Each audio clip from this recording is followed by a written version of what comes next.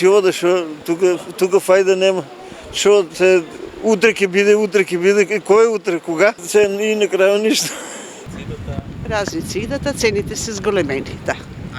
Пониски цени или повисоки плати бараат граѓаните на Штип на стартот на новата година. Доаѓаат убави празници, трапезите празни, џебот исто. Нема изглед се додека цените не се намалат. Трговците си ги остваруваат желбите, за граѓаните нема ред, додаваат тие, надевајќи се барем од оваа година животот биде подобар. Па јас очекувам да има, па дали ќе има, не знам. Не знаат. Мислам дека они повеќе сакат да ги покачат цените. Фирмите. Абе треба да има, ама нема. Како што оде работа нема да се намалат. Тие што имат идат празници, за тие што нема гледат и така си мине. Па сигурно ќе се намали. Очекуват. Да.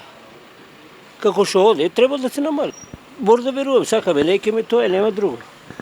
Не, само зголемување, намалување, Скапо ли е реално? скапо е.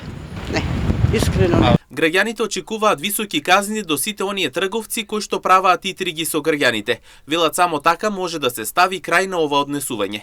Па може да се качи, што не нели кажиат дека ќе преземат мерки да казнуват во оно, ама тоа. Здрави да не праќа владата, треба инспекторите да си ја вршат својата работа. Па сега они знаат што треба, дали казни, дали опомени, да се реши тоа еднаш.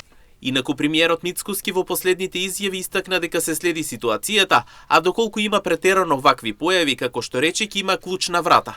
Најави контроли и построги казни, апелираше трговците добро да внимаваат за да не си ги затворат маркетите.